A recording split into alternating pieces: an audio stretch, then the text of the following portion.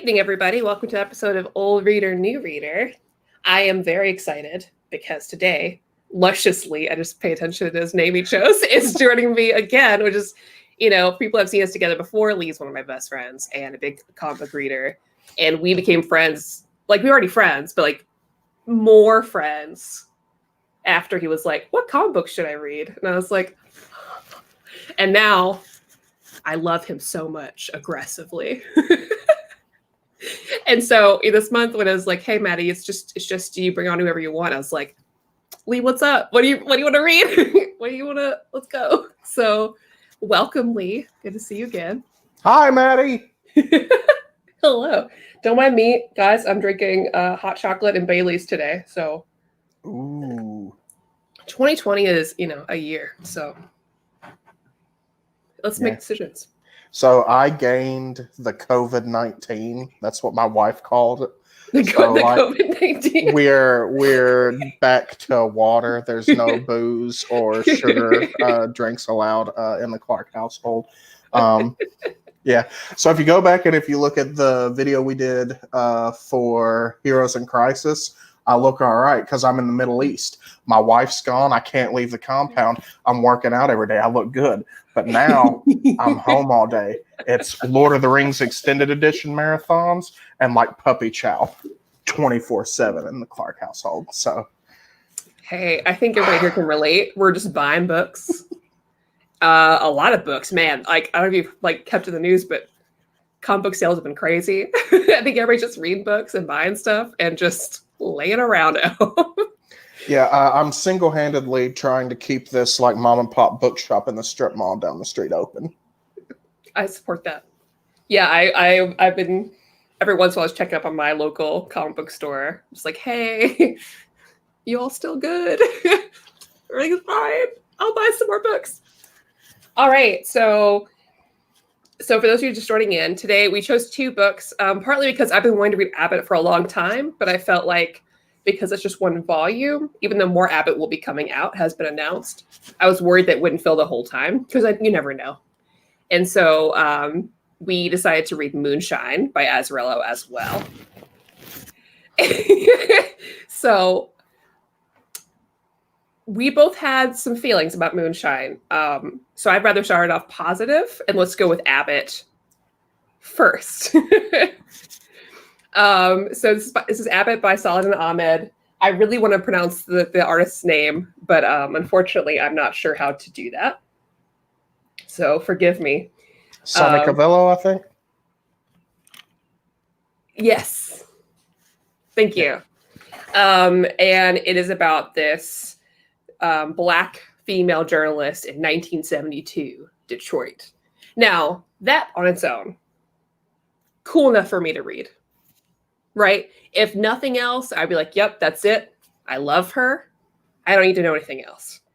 But add on some witchiness, some demon stuff, some more supernatural elements, and also add in some queerness, a little touch of it, and you got me. Absolutely. No question. So I also love a lot of on the back, you'll see of the book, it says move over Lois Lane, Abbott's on the beat. And there's even a part in this book where she goes to the cafe or the diner and they're like, you're like the Black Lois Lane. And that just makes my heart happy.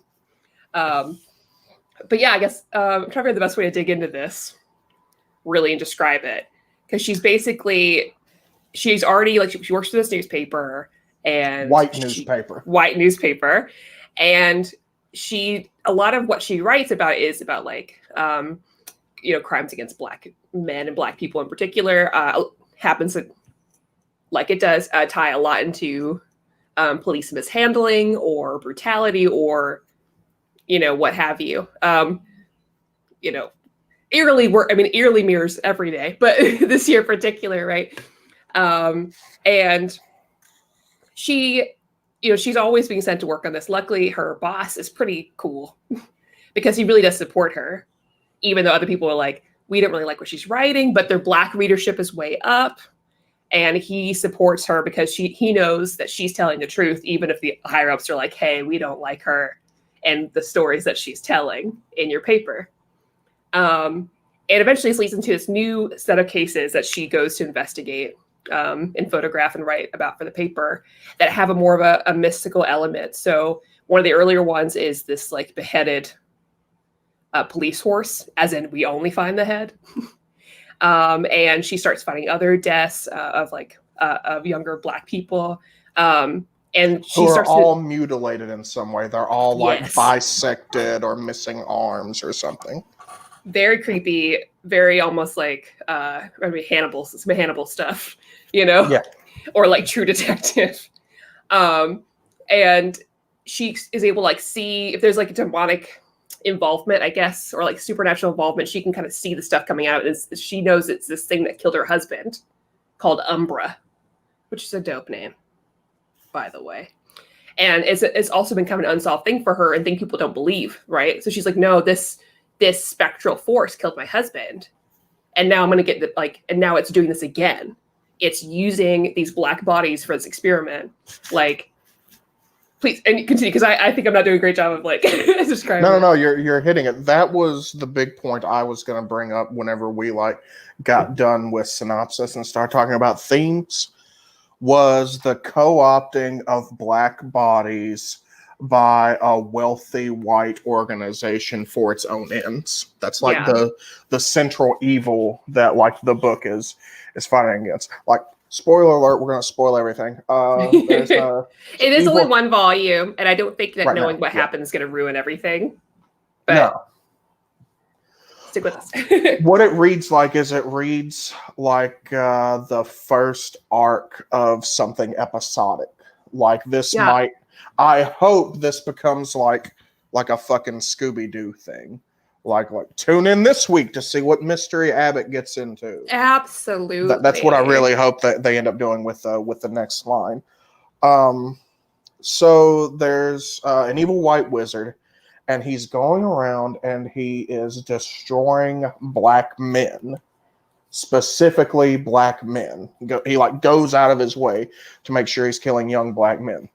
And he does these horrific things with their bodies to make them look like they're animals or creatures from like mythology, like griffins or centaurs. Yeah.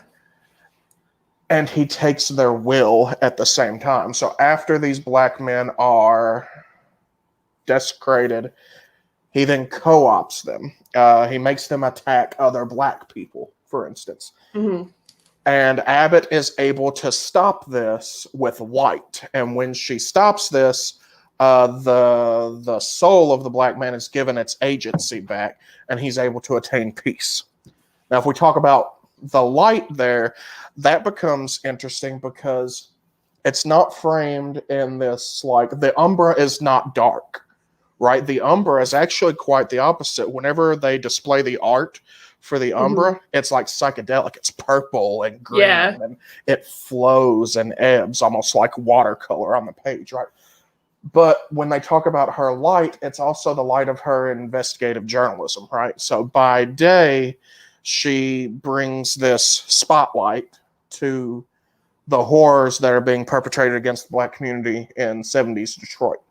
And then like by night, she's bringing a different kind of light to destroy this sort of mysticized, racist, evil organization, right?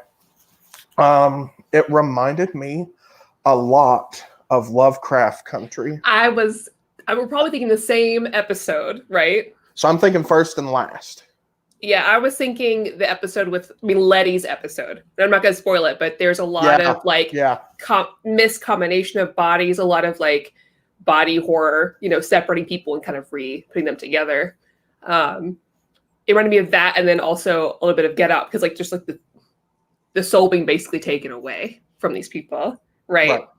But and then also like just historical murders that there's been, like when you think about like all the like Atlanta with like the missing children, like that kind of stuff. Just like it was, I'm sure for him it was easy to like target these people and think, who's gonna figure it out? Ain't nobody gonna go around and look into Black Deaths in Detroit in the 70s. Oh, except for Abbott. Except for Abbott. My girl. Man. So when you talk about Lovecraft Country, I think of it in terms of themes as well, because a central premise of Lovecraft Country is this sort of exasperation that the black characters have. Like, it's not enough that the white people got the political power and the white people got the money. Now the white people have to have fucking magic to oppress black people as well. And that's where we come to with Abbott. It's the same sort of thing. Like, it's not enough for the villain to live in a goddamn mansion with his own hedge maze. He has to build his power through like the unnatural co-opting of the black experience. And this guy also is just total tool, because he's one of those, he's that stereotype, right? Where he's like, ugh, you kids these days, you're all like this and it poisons your mind and you don't care about anything. And I need it to go back to the way it should be and all of this kind of stuff. So he's just the worst type. You live on an estate with a hedge maze. You could just drink Manhattans and get blown all day and not bother people. That's not enough for but it's not rich enough. people. It's not enough for them. Real quick, Leo, we'll get to Moonshine about halfway through. So stick in. We're doing Abbott now, and we'll talk about Moonshine. They probably didn't care if someone figured out he was killing black people. Yeah. Yeah, for sure. Real quick, Ace, love you, Ace. Ace says Abbott 1973 is coming out in January, which I'm pumped. And this is in 1972, so that'll be a follow-up. I'm so excited because, one, I love Saladin Ahmed. Have you seen the art for it? Yes. The art for it is Abbott and Amelia holding hands in the park. Oh, that's so good. Can we talk about Amelia? Oh, yes, we can. Oh, man. Also, what a great queer character, because it wasn't a big, like, they are aware of the social context of that time. So it is there. But it was nice to have like this bisexual lead, because she was in love. She was in love with her husband. And I remember when I started this, I was like, I thought she was queer. And then we meet that girl. I'm like, oh, okay. Okay. It's complicated. Like real really, queerness. I really liked that too, because and then you get little pictures of it because they were together in Paris, and apparently they were able to be much freer there. But coming back to the States, coming back to Detroit in particular, it had to change. And I love that, in comics also, we don't always get a lot of you had this one beautiful love, and a lot of times they don't move on. Especially I feel like a lot of female characters don't. But a lot of male characters don't either. And I love that, showing that she could have two healthy relationships. I know it sounds silly, but it's something that still feels meaningful to see in a comic book. So there's three, right? Because this was an aspect I thought was interesting. So first, she has a healthy relationship with the memory of her dead husband, despite the traumatic way he died in front of her. Then she has a healthy, friendly relationship with her living ex-husband, who's captain or a sergeant on the police force, and brings her in for investigative help. And then she has what appears to be a functional love-hate relationship with her girlfriend. Yeah. So it's rare for women in storytelling who have the traits that Ahmed gives to Abbott. She's rough. She don't take no shit. Yeah. She's direct. She's strong. She's very adversarial. She likes picking fights. And then her relationships are healthy. She's not self-destructive at all. Isn't that just a blessing? Oh, because you and I talk about that kind of stuff all the time. Because you get characters like her that exhibit her traits that tend to lash out very negatively in their personal relationships because they don't know how to deal with that healthily. Yeah. Batman. And that Mr. Miracle. All Tom King's books that I like still. But yeah, it was very refreshing. Jessica Jones, yes. Chanda Suk, absolutely, girl. Sure. And it's nice. I think it shows that you can be, confident and aggressive in your daily life and still have a healthy boundary in your personal one. And I'm glad that they showed that, because a lot of comics don't. You're like, oh, if I want to be this person, I have to be like this too. Yeah. To be a crummy personal human being. Yeah, overall, I really love it. I love the art. I really loved all the different characters. And it's just, this is my kind of shtick, I think, for both you and me. Yeah. I love detective genres anyways, but I love it when you add supernatural stuff. And I agree with you that if this is something where we could do like almost like a monster of the week deal, yes, I would eat this right up. Yep. It reminded me of watching a lot of my favorite shows like Fringe or Charmed or a lot of those, because I like that feeling of it. Because it really did, like it I'm glad we're getting more, but even if we didn't, I'd still be happy because of the way it wraps up at the end, which is so typical of that kind of show, where at the end, she comes home to her girlfriend, they have some wine, the curtain closes. And there's something just really nice and homey about that. It's very comforting to me. This is a narrative I like existing in. I really like her. And I love that at the end, her bossed up for her so much that he quit the newspaper. Which you getting to see a real ally in that's done well, and not for his own sake. Because sometimes you see these allies in there, it's like a show off thing, but it's like, no, this is genuinely me caring for you and for what you care about and standing up for you. It's not any like bragging rights for me. It's explicitly not flashy. Yeah. Because he rags on her and he gives her shit. Yeah. Like, God damn, you make my life hard with this shit every day. Yeah, and it's like, I'm still going to do it for you. Obviously. Right. Yeah, and like, and I also like that, at the end, she switches newspapers to like this like long, like the Black-owned newspaper in Detroit also.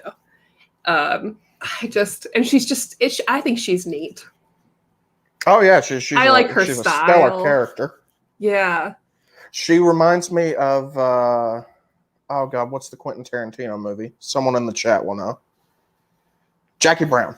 She reminds me of Jackie Brown, staying one step ahead, not taking any shit. It's just perfect. And Ahmed catches that sort of magic that those 70s blaxploitation movies have. And so does Cavello with the art, by the way. The art in this swings seamlessly from gritty and dark and dirty noir to this like weird psychedelic smokiness whenever the supernatural stuff shows up, right? It does that perfectly in both narrative and rarely have I seen a book where narrative and art mesh up so well together. The only other book I've seen where the narrative and the art go together this well was The Savage Shores. I haven't seen another book where the art and the narrative are just custom made for each other. It's perfect. Well, yeah, and the text lays out so well too, which is a weird thing to focus on. I don't usually think about it, but I was like, because I was going through, I was like, there's a lot of text, but it's dialogue heavy. Yeah. I didn't mind it. It still flowed really well, and I was very interested in what was being said. And I love the newspaper, like the way they put that in there as well. Yeah. Like, I don't know. It's just, I can tell I really like something if I want to talk about every single little detail. Yeah, and I knew that I would, which is why I was saving it to do for the show, especially for when you and I could talk about it, because I knew that I would love it. I want this to be a show or a movie or anything. But I felt that way about everything Saladin Ahmed I've read. I'm still not over Black Bolt. I never will be. I think it's great. I really love this. And Saladin, if you're watching, because I saw you retweeted it, this is not me blowing smoke up your butt, I promise. I actually mean it. Chris brought up Killing Eve, which I think there's some like similarities here. There are, for sure. Chanda Sook, absolutely. Thank you. I would love it if you guys hit the like button. It would be good for my self-esteem. I would appreciate it. So if I had to put a rating on this, it's an easy 10 out of 10 for me personally. I don't have anything wrong with it. I really like it. I could find myself reading it again. And I think she is a character that's going to stick with me. Yeah. So 10 out of 10. And it is a book that knows exactly at the beginning what it intends to do. Yes. they know exactly what their stakes and their scale are Mhm. without it feeling small, right? It's Yeah. just the kids in this neighborhood in Detroit who are affected by this evil. But that's huge because it scales, right? That micro evil in this neighborhood also scales to the evils of a nation with a racist history, right? Yeah. And I think there's something great about it all, that it is what it is. I like when something can, there's nothing wrong with a story that's complete in a trade. Yeah. If it's done well. Yes. It gave me exactly what I wanted. I don't need any more. I'm very happy. I mean, I want more. But I mean, like, as far as what in this chapter. Yeah. Or for her life, her story. I'm very pleased. It's a whole arc. Yeah. Ace, it's a sloth mug. It says soonish. Ace, you should also know, I don't think you'd be surprised, there are a lot of sloth things in my household. There's also a couple pictures of me holding a baby sloth because I held a baby sloth, different baby sloths, twice. And I cried every time. On brand. So, I chose Abbott today as my palate cleanser because I heard such good things about it, but I had heard mixed things about Moonshine. So Lee and I were interested in Moonshine for a couple of reasons. You know, we're in Kentucky. Lee in particular is closer to the Appalachia region. And so anytime there's like a Southern horror, I'm interested. I know Lee's interested. That checks off our boxes. Like, I'm a huge Cullen Bunn fan. I love Blood Feud of his as another just trade single. Perfect. I think people like Jeff Lemire, people like Cullen Bunn, absolutely know how to write Southern culture and people. You know, I know that there's the stereotype version, but I'm very, very appreciative of people who know how to do this very well, both in writing dialogue, also stylistically, and with art. No, I wanted to get that first. Also, what I want to say is, I like a lot of Azzarello books. And by a lot, I mean the couple that I've read. Like, I like Azzarello's Wonder Woman a lot. Big fan of that. And so, and I don't, you know, and I haven't read all of Azzarello's. So I know Leah said Moonshine is not the worst Brian Azzarello comic. And I can't say that it is at all. I can say that this book was not for me. And I think we can kind of dig into that. So basically it was sold to both of us as like, here's a horror with like, it's in Appalachia, it's in like a rural southern area, poorer area. I forgot what state it was. West Virginia. And there's werewolves. So I'm like, ding, ding, ding. I'm in. I liked True Blood. Also, Southern vampires, werewolves, other stuff. Until it got weird. Liked it. So I was interested at first. I'm not going to describe the story very well. I don't think, because I think I got a little lost. I was worried that towards the end, I was like, am I dumb for not following it? But I saw other similar reviews that were like, it's a little bit convoluted as far as where the story's going. But basically, you start off with this guy who's been asked by this sort of like kingpin looking dude. His name was Fat something, which I never like really. And he was sent to the South to investigate something. And Lee probably has more details in my mind, but I can't. So it's about the most plain, generic, low-ranking mobster who is sent by the most plain, generic Italian stereotype mob boss to go check out the hooch in West Virginia because it's supposed to be particularly good hooch. There we go. When our he's mobster, a handsome-looking dude too, like an Archer-looking guy. Yeah. But like your typical like, I'm pretty the lead city boy in a 1940s movie. You know. Sorry, continue. No, please, by all means. So whenever he gets to West Virginia to meet the Moonshiners to try to get an exclusive contract with them so his Italian stereotype mob boss can have the only access to their moonshine, he finds that they are the most plain, generic stereotypes of poor people living in West Virginia that ever existed. So I am doing my best to like temp down my cultural and like heritage rage at this book. Yeah, it felt, and I could see where this could be really enjoyable to people who don't come from where we come from. Right. If you want to watch dumb hillbillies turn into werewolves and you don't care about like how people actually are, yeah, like the same people that are going to watch Hillbilly Elegy. You know what I mean? That's not for us. Fuck me. Okay. I know, but like that, I couldn't help but think about that in conjunction because you get through the art, and I really like that guy's art. Like I think I like his in other things. In this, I immediately felt really grossed out. Not immediately, but as we get to West Virginia, first I see the locals, like the kids, they look kind of grungy and gross. And one of the first things you hear said to them is like, he asked about pasta. He's like, pasta? What's that? A biscuit? And I was like, okay. Okay. But then when I see the first like black character, I was like, no, this ain't it. This isn't it. It felt like an older like Japanese anime that just like, they just didn't get the memo about not doing stereotypical features. And I mean like the bad stereotype. And I was like, see, I thought of like a 1920s like Soap Flakes ad. That type of a racist depiction of a black person. It just felt really gross. And then all the dialogue choices were very just bad stereotypes. And it gave me the heebie-jeebies. This is like, Brian Azzarello trying to be Garth Ennis, is what it is. Yeah. He's like trying to go depraved and edgy and look how gross and dumb the characters are. I fucking hate it.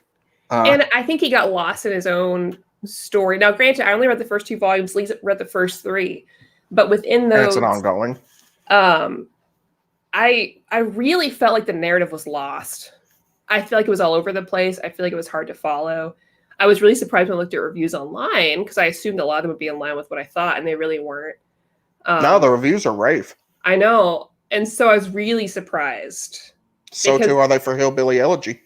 I just really didn't feel like it really jived. And like the treatment of some of the women in there, I really didn't like at all. It definitely did not pass the Bechdel test at all. It felt like, and even like who I was most excited about was that black woman who was on the cover. I was like, oh, dope. Let's go. This looks cool. And I was like, oh, so you're just using her I feel like she has no agency or anything to herself. She just is there to kind of be around this dude and have these children around her that look like very nasty negative stereotypes, you know? And then you have these other women that just sleep with the dude. And I was like, and you have this other woman who just almost gets raped. I was like, I know. No. The book goes out of its way to be insulting to every marginalized group you might encounter, right? If a black character appears, they will be a stereotype of a racist caricature of a black person. If a West Virginia poor white person appears, they're going to be the absolute nastiest, mean-spirited stereotype you can get. The book treats people and its characters that aren't central as window dressing. It does not treat them as real human beings. Yeah, Jessica, don't read it. That's just me saying it to you as a fellow Kentuckian. And I'm because of my respect for Azzarello and my enjoyment of his other books. I think both Lee and I are trying to be as partial and nice, because I don't think I want anybody to come here and be like, they just ragged on this book all day, even though privately I would. It made me feel gross. I think there are people that do that a lot better. Like Paul Baker's asked how you guys feel about Harrow County. I love Harrow County. Read it instead. A wonderful example. Blood Feud by Cullen Bunn. Wonderful example. You can do Southern horror with intent, with respect to the culture itself. You could do it correctly. This felt like he'd watched a couple of movies about white and black people in the South and made an assumption. And the assumption's wrong. And it just felt offensive. I couldn't recommend this in good faith to anyone, personally. The book is insulting. Yeah. I felt real gross. So, on that note, I came with a list of what you should look at instead. Which I think is a nice positive way to deal with this. So, if you pick up a copy of Moonshine and you think, monsters in Appalachia, that sounds dope. What you're going to do is you're going to take Moonshine, you're going to toss that bad boy over your shoulder, and you're going to go find a couple of other books. First, you're going to find Harrow County by Colin Bunn. That's the first one you're going to read. You're going to read all 4 library editions because it's fucking flawless. Oh, and the library editions themselves, beautiful. Much like Abbott, it knows where it's going. Much unlike Moonshine, it knows where it's going when it starts. The second book you're going to pick up is a book called Warlords of Appalachia by Philip Kennedy Johnson. It's a really good. Right now, there's only one trade. I talked to him on Twitter a couple months ago, and he said he's going to put out another trade in the near future. I'm down to read it. It is about, in the future, a dictator who appears very much to look like our current president has taken over much of the United States, except for parts of Appalachia that have rebelled and are operating a successful military resistance to the fascist government. And the leaders of this rebellion against the fascist government is a family of people in Eastern Kentucky. One of them's a veteran who works on like lawnmower motors in his spare time. And it's about them waging a successful military resistance against the fascist government. You're going to read Warlords of Appalachia instead of Moonshine. That sounds great. If you feel like mixing in a couple of movies to get the feeling of what Moonshine's going for, but 1, respectful and 2, interesting, you're going to watch Logan Lucky with Adam Driver and Daniel Craig and Channing Tatum. Preach it and to you're going to watch choir. The Lady Killers with Tom Hanks and J.K. Simmons. Those 2 films treat the people of Appalachia honestly while demonstrating that they're capable of depth and intelligent decision making, right? Absolutely. So this is Maddie and I have talked about this, about like Southern accents. And in comic books, you can read a Southern accent when a character talks. If you don't think you can read a Southern accent, pick up half a copy of Moonshine and read the way he fucking writes Southerners. Jessica also agreed about Logan Lucky is so underrated. Absolutely. And also, someone recommended, so they, real quick, Lloyd says, I like Azzarello 100 Bullets, but I also don't think you'd like 100 Bullets because the same issues. Yeah, I've heard about the art tends to be similar because the same group. And I have heard good things about Faithless. Anyways, I've heard good things about Faithless. So if we expand this to a larger conversation, you and I talked a while back about how I got super emotional watching HBO's Watchmen. Mm-hmm. Not just because of the way the show treats Black people, but because it's one of the first times I have ever seen a Southern character portrayed as being super smart, right? Looking Glass. Detective Wade, Looking Glass. The actor is most famous for playing Dell in Oh Brother, Where Art Thou? And when I went around to my friends and I was like, what would you watch if you wanted a good representation of Appalachia? They were like, Oh Brother, Where Art Thou? And I was like, all right, so I know that if you and I are in a lifeboat together, you don't get to fucking make decisions about what we do in the lifeboat because you can't make good decisions. You guys hear Moose snoring? Is that loud? Is he picking up? Good. Okay, we're good. Sometimes my dog, a pug, you can hear him. He's the best. So I got really emotional that they did such a good job taking the actor who played a simpleton moron stereotype in Oh Brother, Where Art Thou? And they flipped that on his head. And in Watchmen, he's really deep and nuanced and intelligent. And then the last thing I will go with is if you want specifically a story about monsters and demons and things that go bump in the night crawling over the hills of Eastern Kentucky, you're going to listen to a podcast called Old Gods of Appalachia, which is in its 2nd season currently. It's by people from Eastern Kentucky, and they tell dramatized folk tales about witches and ghoulies and monsters terrorizing the folks that live in the hills of Eastern Kentucky. And it's phenomenal. I'm looking up right now. And then the final thing I will say on this is I really need a graphic novel adaptation of the Battle of Blair Mountain. Right? Mm-hmm. So for those of you who don't know, the Battle of Blair Mountain is one of the largest battles on U.S. soil. Happened in the 1920s as a coal mining strike in West Virginia. and the U.S. government sent in the National Guard with airplanes to put down the mining strike. The miners, of course, being in West Virginia, had guns of their own. They had a big shootout on the mountain. Jessica says, "Oh my God, Lee, that's such a good podcast. No one I know has listened to it. It's stellar. Oh, Goblins of Appalachia, it's perfect."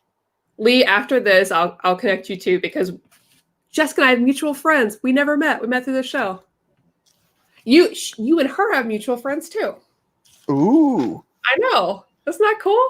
Kentucky is a small world. It's the same mutual friends. But so so now that I've given you like a little brief, like read this instead, watch this instead. Let's put the two into a little bit of conversation. Like I will back off of Azzarello now, acknowledging that if I meet him in person, he's getting an atomic wedgie from me.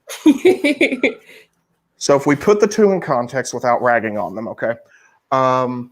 Both books go for a noir feeling, right? Mm-hmm.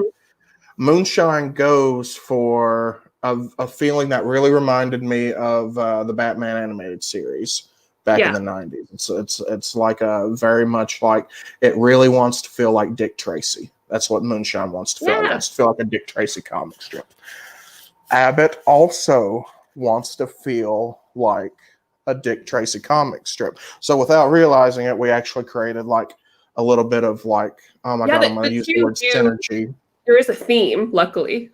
I think we did well. I think there's a theme between the two. I think that both of them deliver a familiar format. Yeah. Because I do think that there's a lot in Moonshine that is reminiscent of a lot of things I've read. It's a very familiar storyline and format, although some of it is expanded, some of it doesn't really fit well together. But overall, it has a lot of pieces that I've seen before. Sure. But I feel like taking the like our biggest complaints out of it, I think as far like Abbott it's just very concise. It's tight. It's tight. It's not an ounce really of fat on that book. Yeah. Exactly. It flows very well. It knows exactly what it's doing. It's put together in a very concise way. And I think Moonshine, had it done that, would do a little bit differently. My problems with it are still there. But I think on paper, you have a very good story to give. You have a good premise. Yeah. I think it just needs to be tightened up. And, take away some of the negative stereotypes. Treat your women a little bit differently. But besides that, I think you got some good bones to fix and work with. Yeah, for sure. It's just not excusable for when the time it came out. And I like the Abbott, I think is, and I don't want to say it's progressive, I just think it's a different story. It's something new. It's delivering you new and diverse on a familiar platter. Mm. It's taking the paradigm and spinning it. Yes. Which is, it makes me so happy to see, because I've been seeing that with so many other things as well. And things that we've loved. You and I both loved. I can't rave about Lovecraft Country enough. Yeah. To everyone. And so I just want to read more of that everywhere. I just want everything to be like that. Maybe a little less depressing sometimes. But Abbott gave me everything I wanted. Like, how can you give a good review and just can't help but gush how good Abbott is? Yeah, it's stellar. Yeah.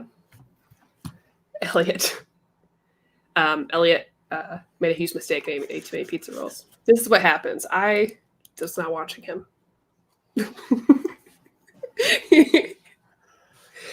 So we also screwed up, Elliot. We tried to have spaghetti and meatballs for dinner. We didn't have spaghetti noodles. What we did have is pappardelle. So we tried to make pappardelle with meat sauce and meatballs, and that shit didn't work out at all. That didn't pan out for us. Pasta? Is that some kind of biscuit? Moonshine. Well, we finished early, basically. But let's just chat. Shoot. Yeah, okay. Shit. Been reading? Have you been reading? Been watching? What's that?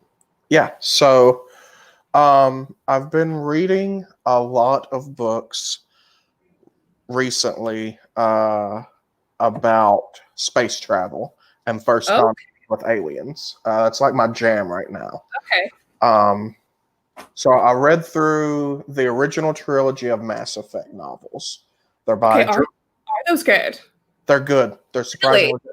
So Okay, because I've never bought them, but I almost have several times because I read all the Dragon Age Dragon Age comic books, yeah. and I've been curious, as you know. I meant to bring out my Garrus mug to celebrate N7 Day with you, but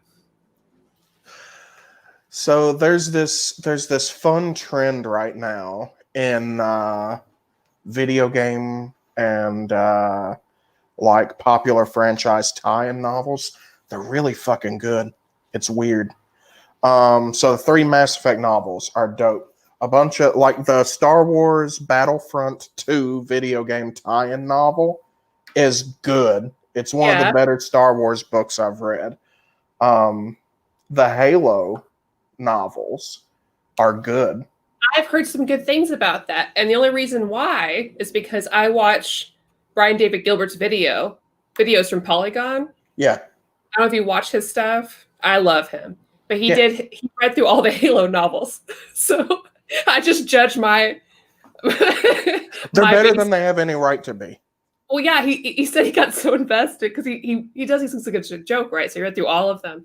And towards the end, he's like, now I'm invested because some of these were actually really good. Yep. But now I have no one to talk. I just have this crazy amount of knowledge of Halo and no one to talk about it with. Yeah.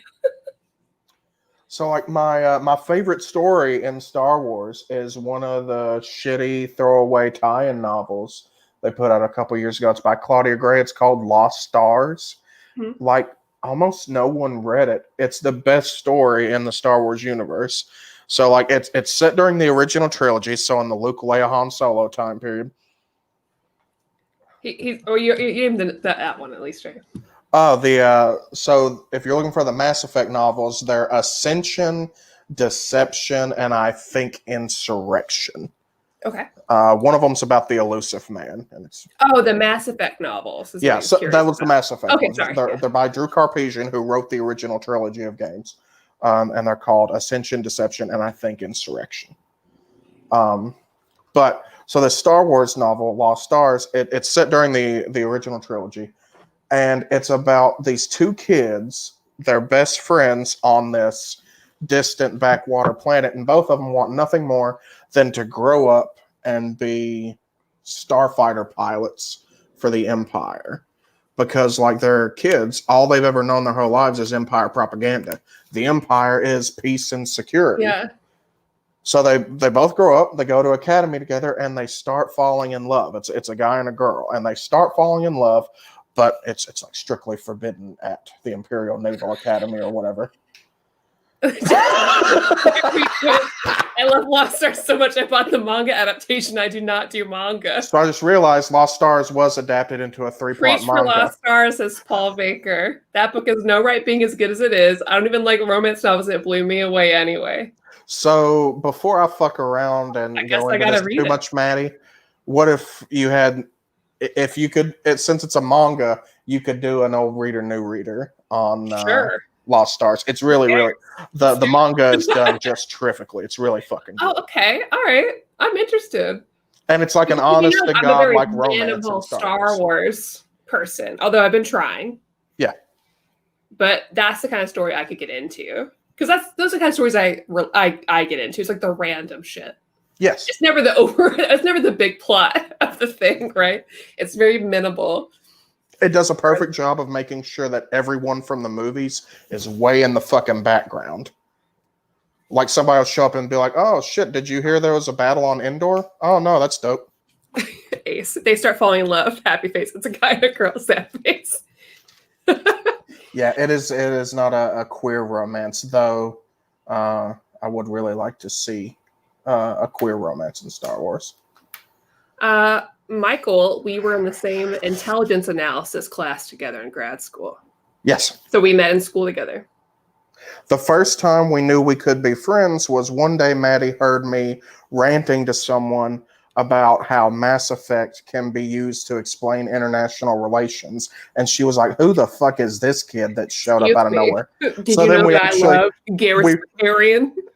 So then Maddie and I wrote an article together about how Mass Effect can be used to train diplomats. And that's where our friendship began in grad school. We're very like people, you know? So we're both very stoked about the remaster of Mass Effect trilogy, in which I will play and make the exact same choices that I always do. Mm-hmm. Why change a good thing? You know? Yeah. So the viewers won't know this about me. Maddie knows this about me, and that's I am extremely easy to please. I love everything, even things that other people really, really hate. So like Mass Effect Andromeda, I think is just as good as Mass Effect 2. And I bought it because you recommend. I mean, like no one else can make me do that. It has horrible reviews. It's like universally despised. I love that fucking game. I can't do it. You know, I'm just not going to buy it. I hear the things. I'm not going to do it. And it took 1 second of Lee being like, "Well, I thought it was really good." I'm like, ordered. There's a female version of Garrus, and I had my female hero get with her. So fucking Maddie is sold. Yeah, if it wasn't too much work, I would go grab my Garrus Vakarian plush and like hold him. That's my husband for sure. Lost Star is a huge comic relaunch in 2015, and the Clone Wars made me a Star Wars person. Okay. The movies feel more like it's supplementary material because they're just never as good as other media. I think that's the best way that's been phrased to me, because I had never seen the originals until within the past year. And I'm still missing one. Because I watched the prequels when I was a kid. I watched the new ones as they came out. Ultimately was not super into them except for like one. You've seen it done before. Yeah, I think it just didn't. Yeah. I think when the newest trilogy launched, I was hopeful. Mm-hmm. I was into it. Ultimately, it did not become what I wanted. You had already seen it done better elsewhere. You had seen it done better in Mass Effect. Yeah, that may be why. Yeah. Now, I wasn't interested until The Mandalorian came out, because then that changed everything. Yeah, the lone wolf and cub dynamic. Yeah, I had no interest, even though Baby Yoda was cute. I was like, whatever. But then I watched it. And I was like, this is incredible. This is everything. And so then I went and played Knights of the Old Republic. Loved that. Yeah. I still need to finish Knights of the Old Republic too. I can feel Elliot being like, when are we gonna finish it? And I really enjoyed those. So there is room for me, but I think like the main movies. No, I don't think I'm interested. The cartoons. That's Clone Wars and Rebels. Watch Clone Wars and Rebels and The Mandalorian, and you've already got like the best of what they put to film. Yeah. Because. So those of you who don't know, Maddie is a very strong influence on me. And yay, statues! They put these out when I was a kid and I couldn't afford one, and then they went out of print and you had to pay like $500 to get one on eBay. I'm still listening. Earlier this year, they re-released the Darth Maul as an Oni statue, and I wasn't going to get it because I was like, this fucking thing's $150 and it's going to sit on a shelf. And Maddie was like, Lee, you love Darth Maul. Lee, you talk about Darth Maul to me at least twice a week, and I've never seen the movie that he's in. So here Darth Maul sits with me, and see if I can. Yes, it lights up too. That's cool. Yeah. See, I think statues are worth it. They're an artistic, Especially when it's Red Angry Daddy. Yeah. Just so everybody knows. Look at him. It's delightful. It's my husband. I love him so much. We are not married. I'm married to this guy in the chat, Elliot C., who asked, did you buy that statue at the Darth shopping mall? Wow. He went out of his way for that one. So no, we're not married. Nicole calls Maddie my comic book wife. Nicole is my wife that I'm actually married to. She calls Nicole my comic book wife. She says, like, when she gets home from work, she's like, have you talked to your comic book wife? Yeah, I feel like I have a lot of platonic soulmates. and it's like you and Kristen and Steven. It's like all of my like I have a separate like Facebook group chat for like my my comic book friends that tend to like the same things that I do. And so it's either talking about comics or whatever nerdy stuff, and then like shit talking. So it's like that's our like shit posting memes, whatever. Or Lionheart, I picked the light side. I know games aren't real. I know that they have no effect on my real life. I am incapable of choosing bad stuff a lot of times. There's exceptions. In Mass Effect, that reporter deserved to be headbutted. That's true. If somebody needs to get their ass beat, I'm going to do it. But like overall, I will feel real life guilty and upset as if I am that person in that video game. I have to be good. I can't. Always evil first playthrough, then good the second playthrough. I do the same thing with the Dark Pictures games, Until Dawn, Man of Medan, Little Hope. The first time I play through, everybody's going to be petulant and shitty to each other. Everybody's going to get eaten by the monster. And then second playthrough, then like, okay, you guys can grow as human beings and live throughout the night. You and I need to stick on this call after too to talk about Little Hope because I've got thoughts. Elliot will come over too. We got to talk about it. I got thoughts. But I do recommend those games for everybody, though. Dark Anthology. If you're looking for a game that's narrative to play with your friends right now while you're home, if you have like a PS5 or Steam, Dark Anthology games are great because they're like 5 hours. You can play co-op with friends. I haven't been able to structure my time to do that, so I played by myself. Yeah. But they choose your own adventure horror movies. Yeah, and they're written by Larry Fessenden. So if your viewers don't know, Larry Fessenden is like a god in the indie horror movie community. If you don't know who he is, look him up. You'll recognize him instantly. He's like a background character and everything. He's actually a super talented environmentalist director. He writes like environmentalist horror movies a lot of times. Yeah, I really recommend it because they get real actors in there because they do like mocap. Typically, they're very good. Little Hope is a little janky, but overall very good. Super recommend it. And man, Until Dawn is just a classic now. Oh, it's perfect. It's classic. Perfect game. Classic cabin horror. Man, Lionheart, I don't know if I could do... I would just have to live stream it, and like Lee would need to be there, and I would just be upset. It would hurt me.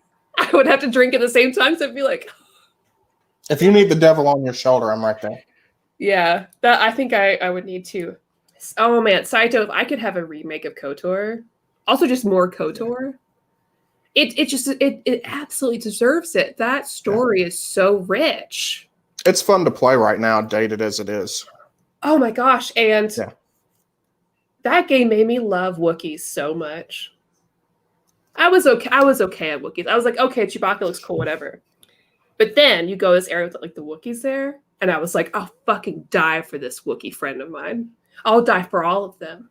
Anyone touches any Wookiees, they're getting murdered. I just didn't care. I was like, I'll kill all of you. Elliot's like, calm down. It's like, no.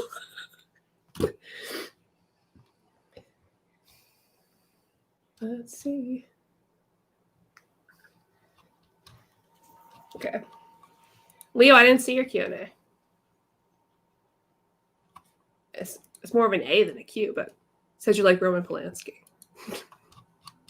And that I fled to Italy after being accused of sex crimes. Dark side renegade choices make me feel like a horrible person. I can't explain why. I'm the same way. But I get really attached. Like, I genuinely fall in love and I get attached to these characters. Like, I get way too into it. Like, as far as I'm concerned, every time there's a new Dragon Age or BioWare game out, whatever, I'm in a for real romantic relationship with these people. I can't distance myself.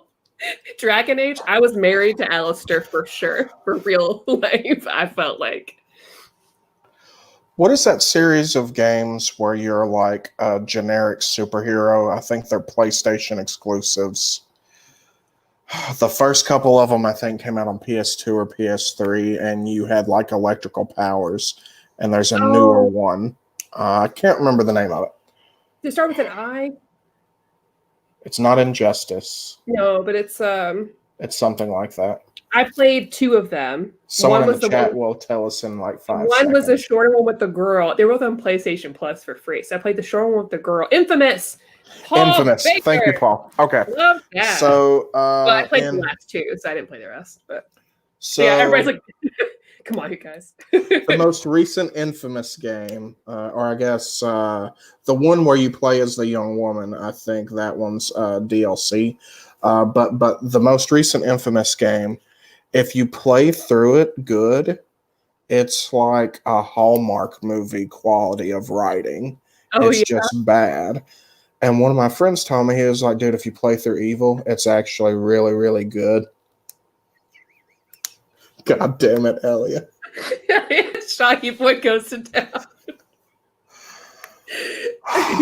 So if you play Infamous, the most recent one, Evil, the quality of the writing actually gets way better. The character choices are actually way more interesting. The action's way more fun. The character arcs are more compelling.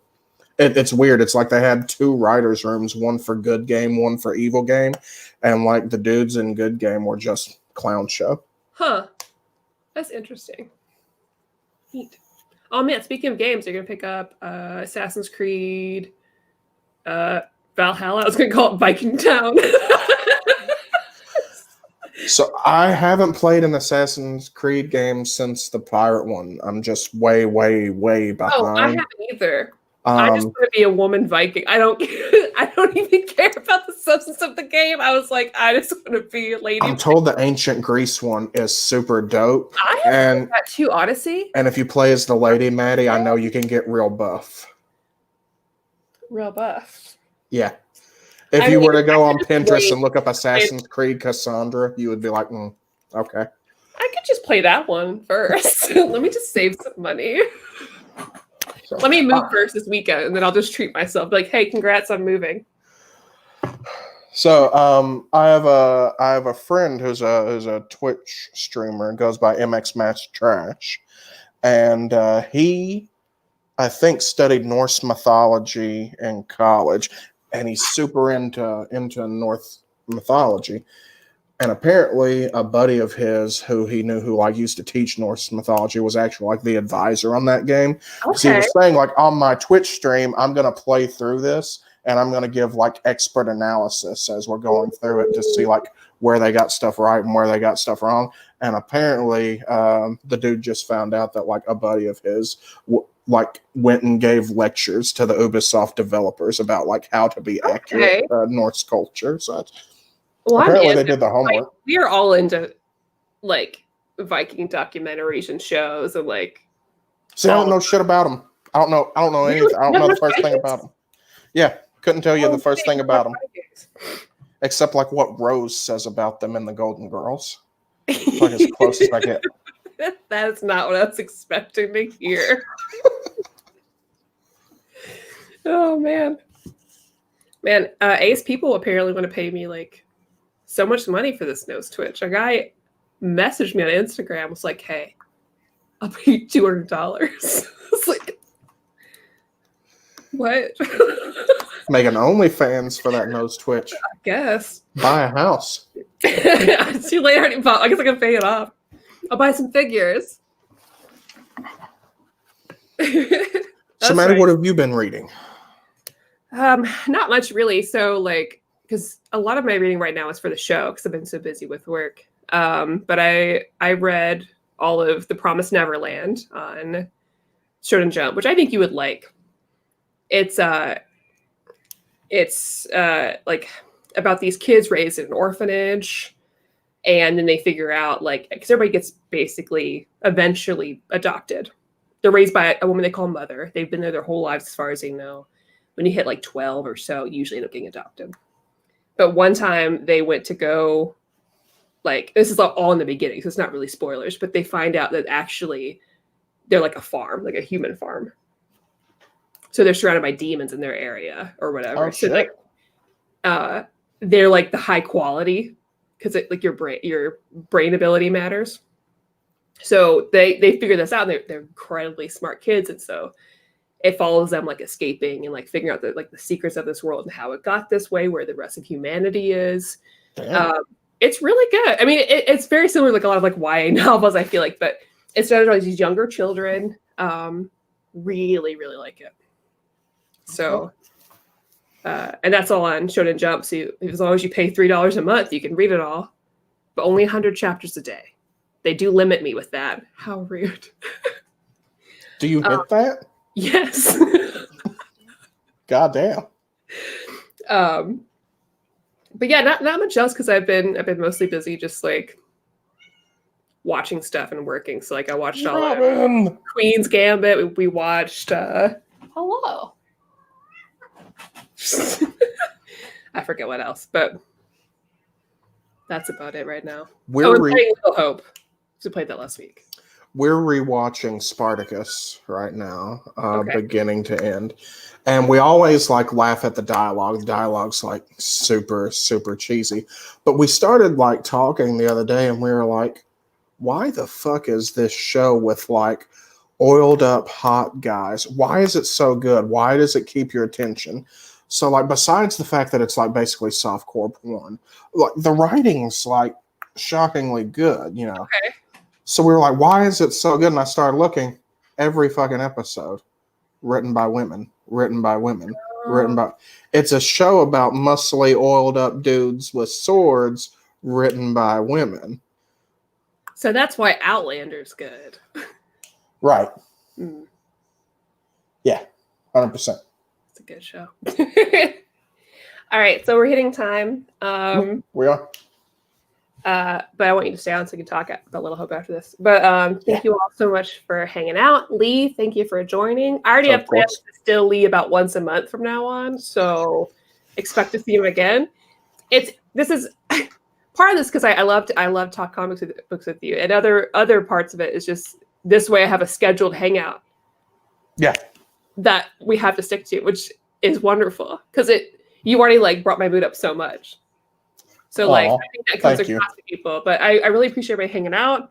I will see you all next week. Next week is Wonder Woman by Gail Simone. So I'll be talking about that with whoever gets a chance to read it and join with me. Hopefully somebody does, so it's not just me talking by myself.